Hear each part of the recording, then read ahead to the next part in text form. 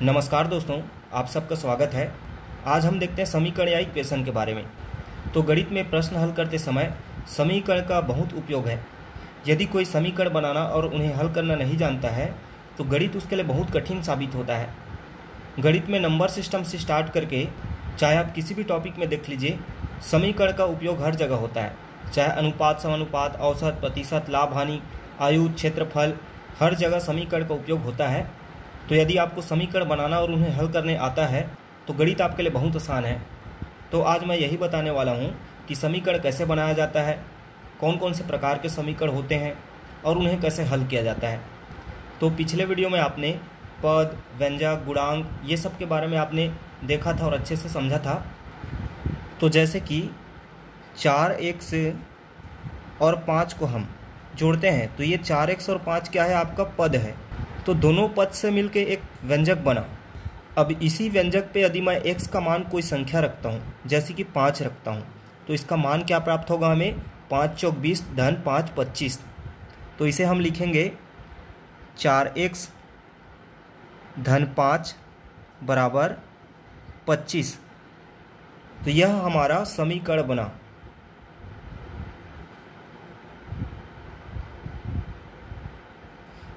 अब दोस्तों, यह व्यंजक है और यह समीकरण है। तो एक व्यंजक एक समीकरण से कैसे अलग होता है, समीकरण की क्या अपनी विशेषता होती है, ये सब हम देखते हैं। तो समीकरण में दो पक्ष होते हैं, एक बायां पक्ष और एक दायां पक्ष।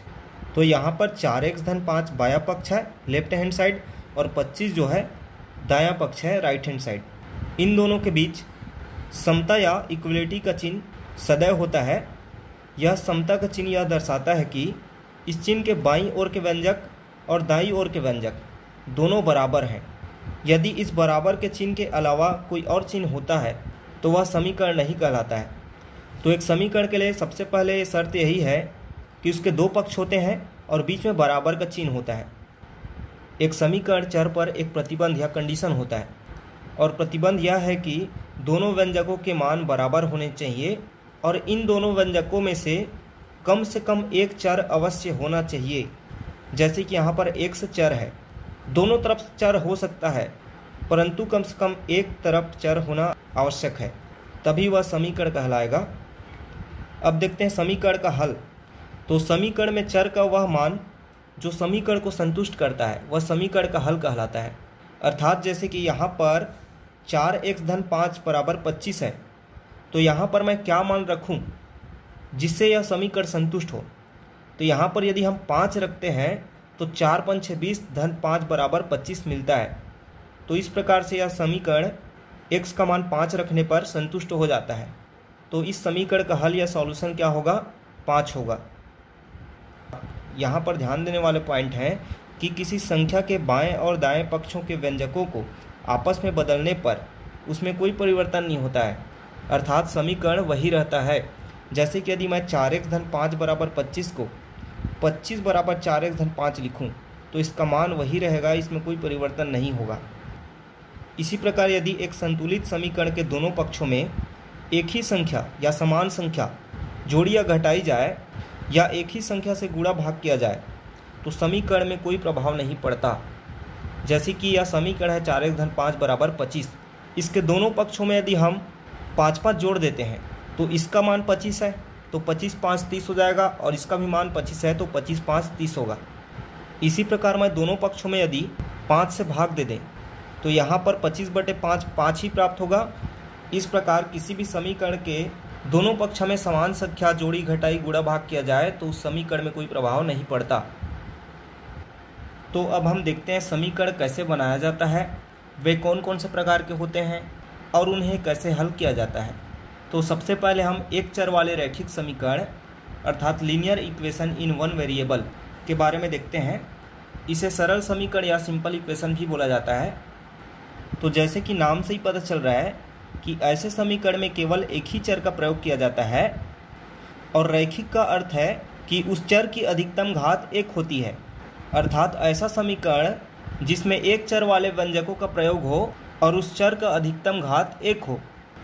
जैसे कि 2x माइनस 3 बराबर 7। तो यहाँ पर एक ही चर x का प्रयोग हुआ है और x की अधिकतम घात 1 है, तो इसलिए यह एक चर वाला रैखिक समीकरण कहलाएगा। तो जैसे कि एक कथन है, किसी संख्या के तिगुने और 11 का योग 32 है, तो वह संख्या क्या होगी। तो यहाँ पर हम क्या करेंगे, वह संख्या को मान लेंगे x। इस प्रकार माना कि वह संख्या x है।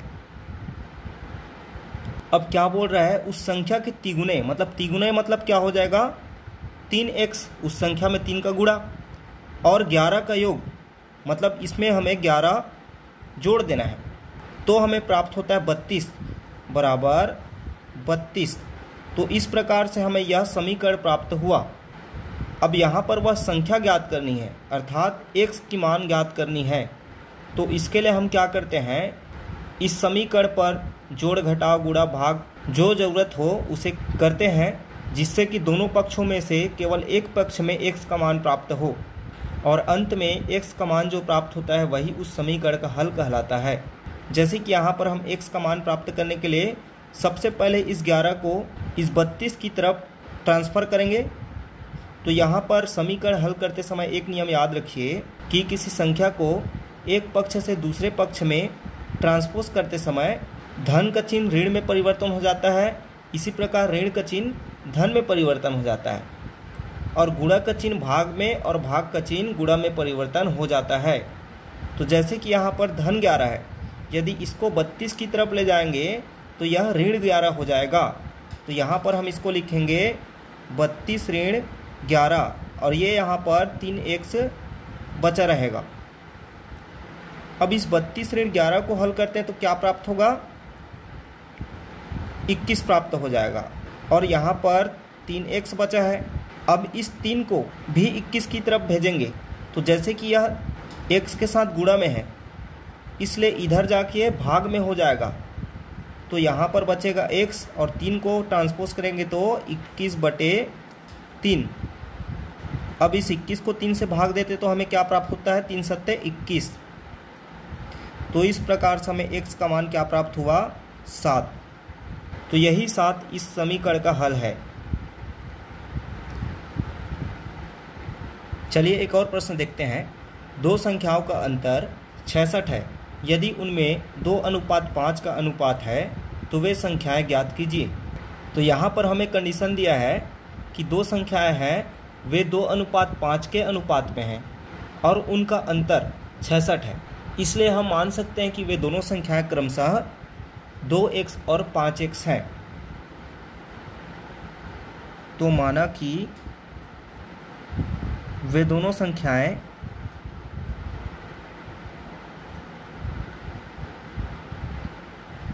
क्रमशः 2x और 5x है। अब चूंकि यहाँ पर बोला है कि दोनों का अंतर 66 है, मतलब दोनों को हमें घटाना है, तो 5x ऋण 2x बराबर 66। अब इसे हमें हल करना है, तो 5x में 2x घटेगा तो 3x प्राप्त होगा, और यहाँ पर 66। अब इस 3 को 66 की तरफ ले जाएंगे तो यह 3x के साथ गुणा में है, इसलिए 66 की तरफ क्या हो जाएगा, भाग में, और यहाँ पर x बचेगा। अब इसको हल करने पर 3 एक कम, 3 दूनी 6, 3 दूनी 6। इस प्रकार हमें x का मान 22 प्राप्त होगा। यहाँ पर याद रखिए, यह x का मान 22 अभी आंसर नहीं है, क्योंकि यहाँ पर हमारे संख्या x नहीं है, हमारे संख्याएं कौन कौन सी हैं, 2x और 5x है। इसलिए हमें क्या करनी पड़ेगी, 2x बराबर 2 गुणा x का मान 22 बराबर 44, और दूसरी संख्या 5x, 5 गुणा x का मान 22 बराबर 22 पंछे 110। आप इसे चेक करके भी देख सकते हैं कि कथन सत्य है या असत्य। तो दोनों संख्याओं का अंतर मतलब 110 में 44 घटाने पर हमें 66 प्राप्त होना चाहिए। तो 10 में 4 6, 11 में 5 6, और इस प्रकार हमें 66 प्राप्त हुआ।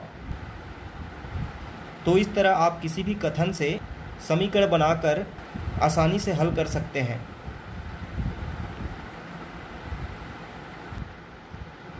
अब दूसरे प्रकार का समीकरण देखते हैं, दो चरों वाले रैखिक समीकरण युग्म। अर्थात pair of linear equation in two variables.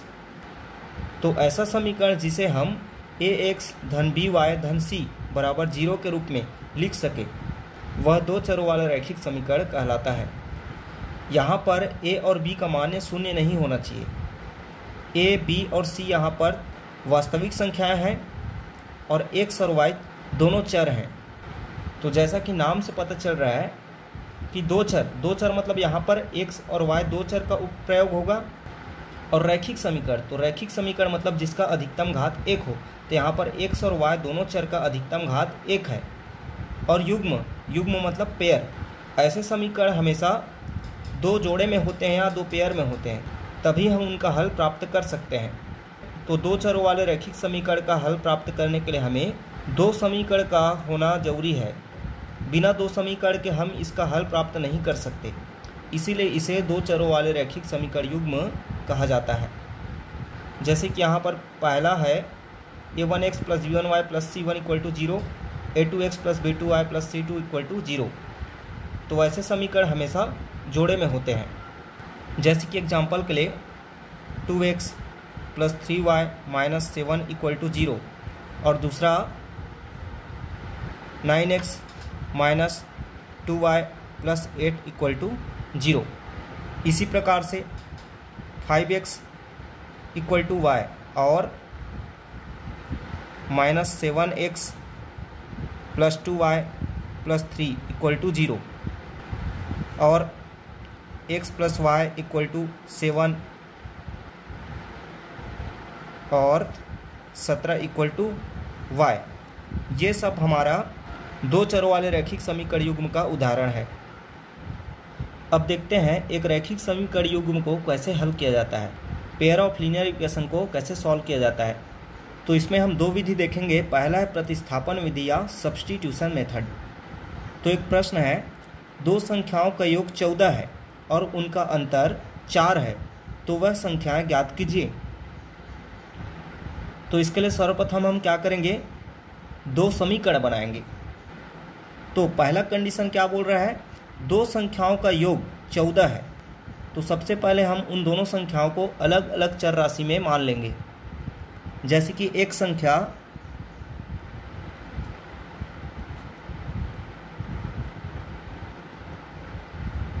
माना कि संख्याएं x और y हैं, मतलब कि एक संख्या x है और दूसरी संख्या y है। अब पहला कंडीशन हमें बोल रहा है कि दोनों संख्याओं का योग 14 है, मतलब इन दोनों को जोड़ते हैं x धन y, तो हमें प्राप्त होता है 14। यह हमारा पहला समीकरण प्राप्त हुआ। इसी प्रकार दूसरा कंडीशन बोल रहा है उनका अंतर 4 है, मतलब उनको आपस में घटाने पर 4 प्राप्त होता है। तो x माइनस y बराबर 4, यह हमें दूसरा कंडीशन से दूसरा समीकरण प्राप्त हुआ। अब हमें एक रैखिक समीकरण का जोड़ा प्राप्त हो चुका है। तो इस समीकरण को अब हम प्रतिस्थापन विधि से हल करके x और y का मान निकालेंगे। तो इसमें सर्वप्रथम हम इनमें से किन्हीं एक समीकरण को लेते हैं और किसी एक चर को दूसरे के पदों में लिखते हैं। जैसे कि मैं यहाँ पर दूसरा समीकरण को लेता हूँ।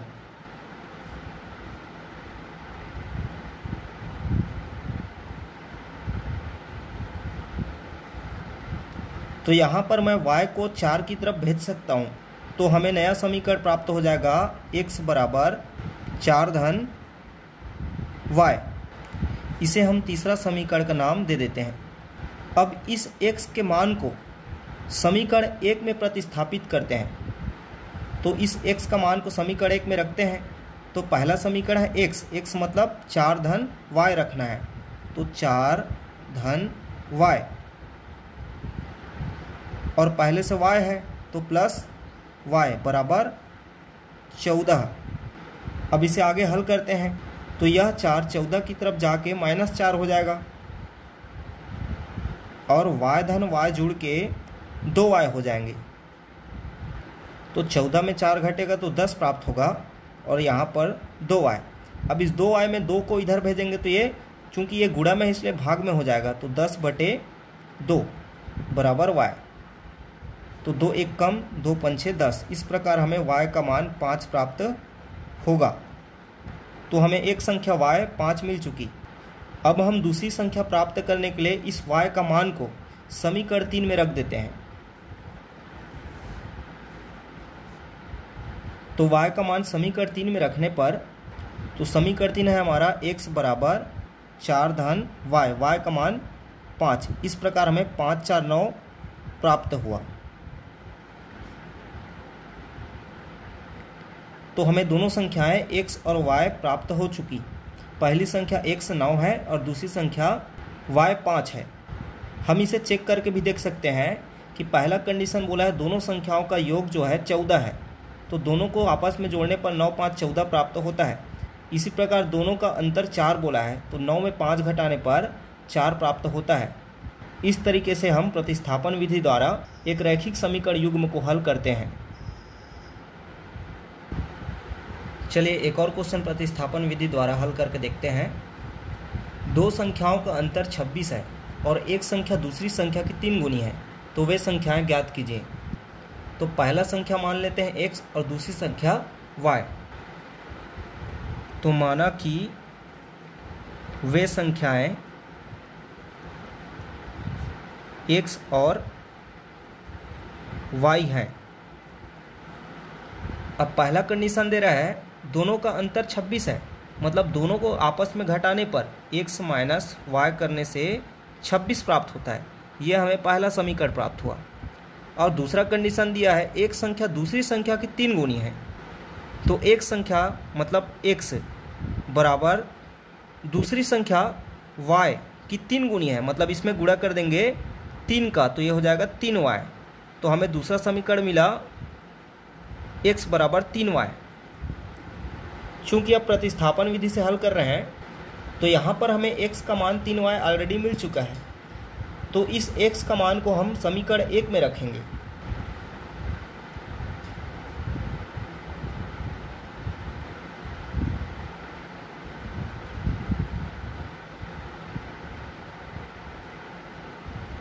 तो x बराबर दिया है 3y और माइनस y बराबर 26। यह हमें समीकरण 1 से प्राप्त हुआ। तो 3y में y घटेगा तो क्या प्राप्त होगा 2y बराबर 26। इस 2 को 26 की तरफ भेजेंगे तो 2 है y के साथ गुणा में, इसलिए इधर जाके भाग में हो जाएगा। तो 2 तेरम 26। तो इस प्रकार हमें y का मान 13 प्राप्त हुआ। तो एक संख्या हमें 13 प्राप्त हो गई। अब x का मान प्राप्त करने के लिए हम इस y का मान को समीकरण 2 में रख देते हैं। तो अब y का मान समीकरण 2 में रखते हैं तो x बराबर 3 गुणा y मतलब 13, तो 13 तिया 39। इस प्रकार हमें x का मान 39 प्राप्त हो गया। हम इसे चेक भी कर सकते हैं। तो पहला कंडीशन में यदि रखते हैं तो 39 माइनस 13 करते तो हमें 26 प्राप्त हो जाता है, तो दोनों संख्याओं का अंतर 26 है। और दूसरा कंडीशन है एक संख्या दूसरी की 3 गुनी है, मतलब 13 तिया 39, तो 13 से 3 गुना 39 है। यह हमारा प्रतिस्थापन विधि हुआ। हम इसे प्रतिस्थापन विधि इसलिए बोलते हैं क्योंकि हम एक पद को दूसरे पद में व्यक्त करके उसे प्रतिस्थापित कर समीकरण का हल प्राप्त करते हैं। अब देखते हैं दूसरा विधि, विलोपन विधि या एलिमिनेशन मेथड। तो इस विधि को विलोपन विधि इसलिए कहते हैं क्योंकि इसमें हम एक चर को विलुप्त करके या रिमूव करके दूसरे चर के मान को प्राप्त करते हैं। चलिए देखते हैं। यहाँ पर हमें 2 समीकरण दिया हुआ है, इनमें हमें x और y दोनों के मान को प्राप्त करने हैं। तो यहाँ पर या तो हम x के गुणांकों को समान करने की कोशिश करें या फिर y के गुणांकों को समान करने की कोशिश करें। तो इसके लिए क्या करेंगे, हम समीकरण 1 में 3 का गुणा करेंगे और समीकरण 2 में 4 का गुणा करेंगे। तो चलिए करते हैं। समीकरण 1 में 3 का गुणा और समीकरण 2 में 4 का गुणा। तो समीकरण 1 में 3 का गुणा करेंगे तो सभी पदों में करेंगे, तो 9 तिया 27x हो जाएगा। इसी प्रकार 4 तिया 12y और 2 तिया 6000। ये हमें प्राप्त हुआ तीसरा समीकरण। अब समीकरण 2 में 4 का गुणा करते हैं तो 7 चौक 28x माइनस 3 चौक 12y और 4 दूनी 8000। ये हमें चौथा समीकरण प्राप्त हुआ। अब यहाँ पर हमें y का गुणांक समान मिल गया 12 तो अब हम y को विलुप्त कर सकते हैं। इसके लिए हम समीकरण 4 में 3 को घटा देते हैं। तो चलिए समीकरण 4 में 3 को घटाते हैं तो 28x में 27x घटेगा तो क्या बचेगा x। 12y में 12 घटेगा तो 12 में 12 जीरो हो गया तो यहाँ पर जीरो बचेगा y। और 8000 में 6000 घटेगा तो 2000 प्राप्त होगा। इस प्रकार हमें x का मान प्राप्त हो गया 2000। अब इस x के मान को समीकरण 1 में रख देते हैं तो x बराबर क्या हो जाएगा 9 गुणा x मतलब 2000 माइनस 4y बराबर 2000। तो यह हो जाएगा 9 दूनी 18000 और माइनस 4y बराबर 2000। अब इस 18000 को हम 2000 की तरफ ले जाते हैं तो यह 18000 माइनस 18000 में हो जाएगा और इधर बचेगा माइनस 4y। अब 18000 में 2000 घटेगा तो क्या बचेगा माइनस 16000 और यहाँ माइनस 4y। अब दोनों पक्षों में माइनस माइनस है तो इसे हम काट के प्लस कर सकते हैं और 4 को 16000 की तरफ ले जाएंगे तो ये क्या हो जाएगा 16000 भागित 4 बराबर y। तो 4 चौक 16000। इस प्रकार हमें y का मान 4000 प्राप्त होगा। तो इस तरीके से हम विलोपन विधि द्वारा किन्हीं रैखिक समीकरण युग्म को हल कर सकते हैं। चलिए एक और क्वेश्चन विलोपन विधि द्वारा हल करते हैं। तो सर्वप्रथम मैंने क्या बताया, किसी भी एक चर को पहले समान करते हैं ताकि उन्हें घटाकर हम विलुप्त कर सकें। तो यहाँ पर हम y को समान करते हैं। इसके लिए हम क्या करेंगे, समीकरण 1 को 2 से गुणा करेंगे और समीकरण 2 को 4 से गुणा करेंगे। तो समीकरण 1 को 2 से गुणा कर रहे हैं तो 3 दूनी 6x प्लस 4 दूनी 8y बराबर 10 दूनी 20। यह हमें तीसरा समीकरण प्राप्त हो गया। और समीकरण 2 को 4 से गुणा करना है तो 2 चौक 8x माइनस 4 दूनी 8y बराबर 4 दूनी 8। यह हमें चौथा समीकरण प्राप्त हुआ। अब यहाँ पर हम दोनों समीकरण को जोड़ लेते हैं। तो समीकरण 3 और 4 को आपस में जोड़ने पर क्या प्राप्त होगा हमें, तो 8 6 14x यह 8y और माइनस 8y है तो दोनों आपस में घट के क्या हो जाएगा 0 हो जाएगा और बराबर 20 में 8 जुड़ेगा तो क्या मिलेगा 28। अब चूँकि यहाँ पर 14x बराबर 28 है तो 14 को इधर ट्रांसपोज करेंगे तो क्या मिलेगा 28/14 बराबर x। तो x बराबर हमें प्राप्त हुआ 14 दूने 28। तो x का मान हमें 2 प्राप्त हो गया। अब y का मान प्राप्त करने के लिए हम इस x के मान को समीकरण 1 में रख देते हैं। तो x का मान समीकरण 1 में रखने पर 3x का मान हो गया 2 धन 4y बराबर 10।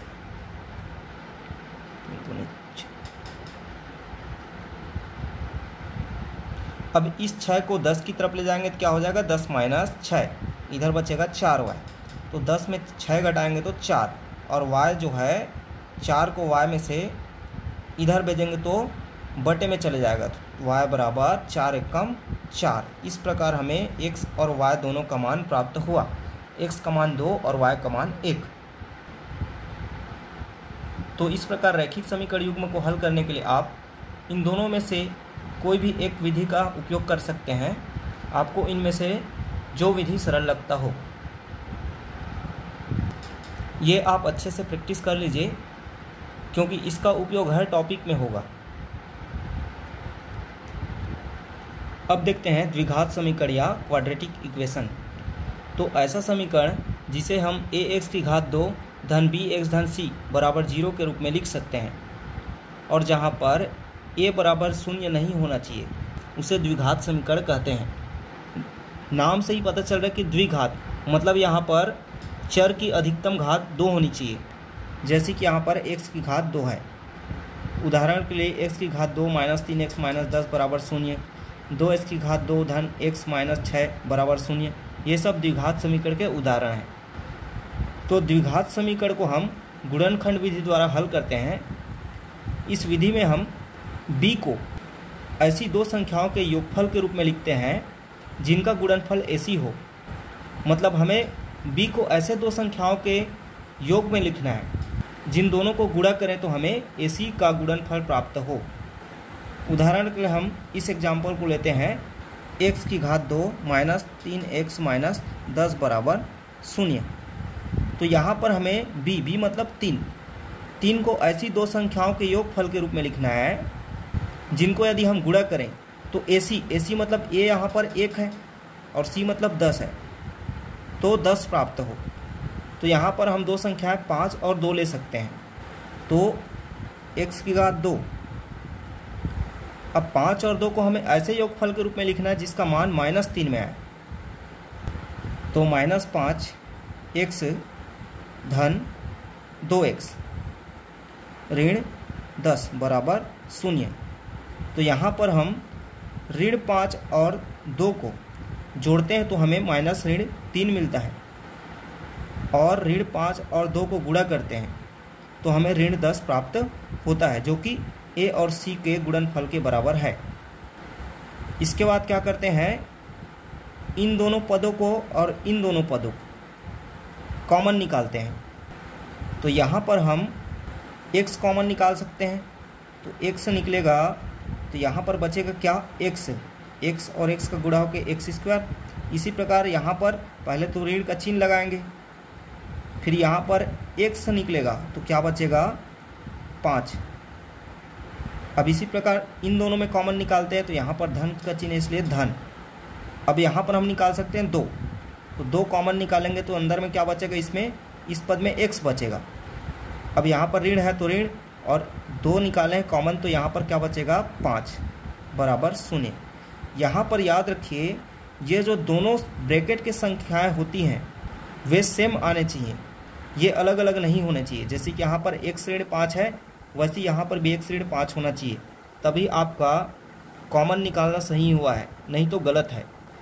तो इस बात को ध्यान रखिए कि दोनों ब्रैकेट की संख्याएं समान होने चाहिए। अब एक बार हमें इस ब्रैकेट के बाहर वाले को लिख देना है जो कॉमन निकाले हैं। तो कॉमन क्या निकाले हैं, x धन 2, इनको एक ब्रैकेट में लिख देना है और मल्टीप्लाई में ब्रैकेट के अंदर वाले को लिख देना है x ऋण 5 बराबर 0। इस प्रकार हमें इस द्विघात समीकरण का हल प्राप्त होता है x धन 2 बराबर 0 और x ऋण 5 बराबर 0। तो x धन 2 बराबर 0 और x ऋण 5 बराबर 0।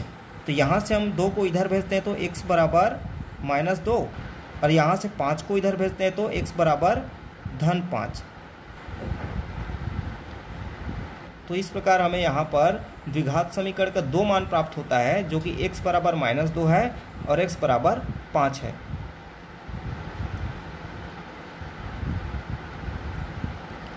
एक और उदाहरण से समझ सकते हैं। तो इस द्विघात समीकरण को हल करने के लिए क्या करना पड़ेगा, सर्वप्रथम b को, b मतलब 1, क्योंकि यहाँ पर x का गुणांक क्या है 1 है, तो b बराबर 1 है। तो इस b को हमें ऐसे दो संख्याओं के योगफल के रूप में लिखना है जिनका गुणा करें तो ac प्राप्त हो। ac मतलब 2 और -6 मतलब -12 प्राप्त हो। तो वे संख्याएं कौन कौन सी हो सकती हैं, 4 और ऋण 3, क्योंकि 4 में 3 घटाएंगे तो हमें 1 प्राप्त होगा और 4 गुणा ऋण 3 ऋण 12 प्राप्त होगा। तो इसे हम लिख सकते हैं 2x की घात 2 धन 4x ऋण 3x ऋण 6 बराबर 0। अब अगले स्टेप में क्या करते हैं, इन दोनों पद और इन दोनों पद में कॉमन निकालते हैं। तो इस पद में कॉमन निकालेंगे तो क्या निकलेगा, 2x। तो अंदर में क्या बचेगा, 2x निकल गया तो x बचेगा। फिर धन का चिन्ह, अब 2 निकला है तो 2 दूने 4 और x भी है तो इसलिए 2। अब अगले स्टेप में जाते हैं तो माइनस, यहाँ पर निकाल सकते हैं हम 3। तो 3 निकालेंगे कॉमन तो अंदर में बचेगा x ऋण। अब चूंकि यहाँ पर ऋण बाहर में है और अंदर में भी ऋण है, तो यहाँ पर हम धन लेंगे तब जाके हमें धन और ऋण गुणा होकर यहाँ पर ऋण प्राप्त होगा, इसलिए हम यहाँ पर धन लगाएंगे और धन 2 बराबर 0। अब यहाँ पर हम ब्रैकेट के बाहर में उसे लिखते हैं ब्रैकेट में, तो 2x ऋण 3 और दूसरा ब्रैकेट के अंदर में है x धन 2 बराबर 0। अब इसे हम अलग अलग लिख सकते हैं, 2x ऋण 3 बराबर 0 और x धन 2 बराबर 0। तो 2x बराबर ऋण 3 इधर जाकर 3 और x बराबर हो जाएगा 3/2। इसी प्रकार x बराबर ऋण 2। तो इस द्विघात समीकरण का हमें 2 मान प्राप्त हुआ, x बराबर 3/2 और x बराबर ऋण 2। इसको इस समीकरण का हल, इस समीकरण का मान या इस समीकरण का मूल भी कहते हैं।